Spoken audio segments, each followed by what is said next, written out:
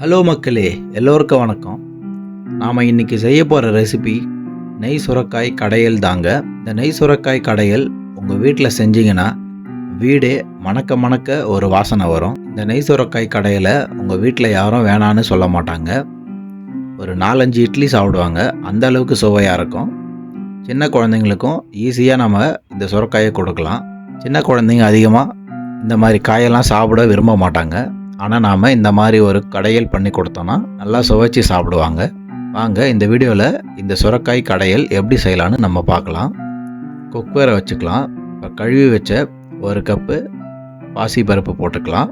ஒரு medium size தக்காளியை cut பண்ணி போட்டுக்கலாம். ஒரு மீடியம் சைஸ் வெங்காயம் கட் பண்ணி போட்டுக்கலாம். 10 பல்லு பூண்டு சேர்த்துக்கலாம். ஒரு பச்சை மிளகா சேர்த்துக்கலாம். நம்ம கட் பண்ணி வச்ச சுரைக்காயை சேர்த்துக்கலாம். அதுக்கு தேவையான தண்ணியை ஆட் பண்ணிக்கலாம். சுரைக்காய் முங்குற அளவுக்கு தண்ணி இருந்தால் போதும், அதிகமாக சேர்க்க தேவையில்லை. நான் கொஞ்சம் சுட தண்ணி தான் ஆட் பண்ணியிருக்கேன். நீங்களும் சுட தண்ணி ஆட் பண்ணிங்கன்னா சீக்கிரமாக வெந்து வரும். இப்போ இந்த சுரைக்காய்க்கு தேவையான மஞ்சத்தூள் போட்டுக்கலாம். தேவையான அளவு சீரகம் போட்டுக்கலாம். இந்த சுரைக்காய்க்கு தேவையான உப்பு சேர்த்து குக்கரை மூடி ஒரு 5 விசில் விட்டுக்கலாம். இப்போ 5 விசில் முடிஞ்சிருச்சு. எடுத்து பார்க்கலாம். பருப்பு காய்கறி எல்லாம் நல்லா வெந்திருக்கு. இதை ஒன்றும் பாதியமாக மசிச்சுக்கலாம். ஒரு 75% மசிச்சா போதும். ரொம்ப மசிக்க தேவையில்லை, குழ குழன்னு ஆகிடும். கொஞ்சம் பருப்பும் கொஞ்சம் காயும் இருக்கா மாதிரியே இருக்கணும். அப்போ தான் இந்த கடையில் நல்ல சுவையாக இருக்கும். இப்போ தாளிப்புக்கு தேவையான பொருளை பார்க்கலாம். தாளிப்பு பாத்திரத்தை வச்சுட்டு ஒரு 50 ml நெய் விட்டுக்கலாம்.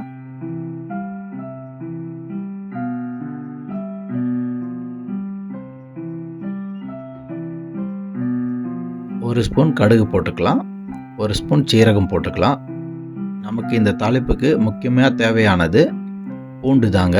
ஒரு 30 பல்லு பூண்டு எடுத்து நல்லா இடித்து வச்சுருக்கேன். அதை இந்த தாளிப்பில் சேர்த்துக்கலாம். இந்த நெய்யில் அந்த பூண்டு சேர்ந்து நல்லா வதங்கும் போது நல்லா வாசனை கொடுக்கும். உங்கள் வீடே மணக்கும். அந்த அளவுக்கு சுவையாக இருக்கும் இந்த ரெசிபி. இப்போ ஒரு காஞ்ச மிளகா கிள்ளி போட்டுக்கலாம். கருவேப்பிலை போட்டுக்கலாம். இது எல்லாத்தையும் நல்லா வதக்கிக்கலாம். இப்போ மெயினாக நம்ம போட போகிறது தக்காளி தாங்க. ஏன்னா நாம் எப்போவுமே தக்காளிலாம் போட்டு தாளிப்பு போட மாட்டோம்.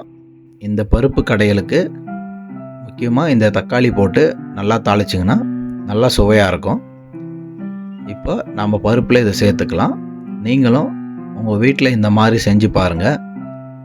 வீடே மணக்க மணக்க இந்த ரெசிபி இருக்கும். 2 இட்லி சாப்பிட்றவங்க கண்டிப்பாக 4 இட்லியாச்சும் சாப்பிடுவாங்க. அந்த அளவுக்கு சுவையாக இருக்கும்.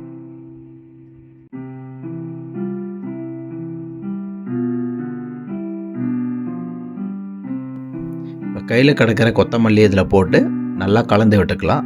சுவையான நெய் பருப்பு கடையல் தயாராகிடுச்சு. வாங்க நம்ம சாப்பிட்டு பார்க்கலாம். நீங்களும் உங்கள் வீட்டில் இந்த மாதிரி செஞ்சு சாப்பிட்டு கமெண்டில் எனக்கு சுவை எப்படி இருந்ததுன்னு கமெண்ட் பண்ணுங்கள். இந்த வீடியோ உங்களுக்கு பிடிச்சிருந்தா என்னோடய சேனலை சப்ஸ்கிரைப் பண்ணுங்கள். மறக்காமல் நோட்டிஃபிகேஷன் பெல் பட்டனை கிளிக் பண்ணுங்கள். லைக் பண்ணுங்கள், ஷேர் பண்ணுங்கள் அண்ட் கமெண்ட் பண்ணுங்கள். தேங்க்யூ ஃபார் வாட்சிங். அடுத்த வீடியோவில் சந்திப்போம்.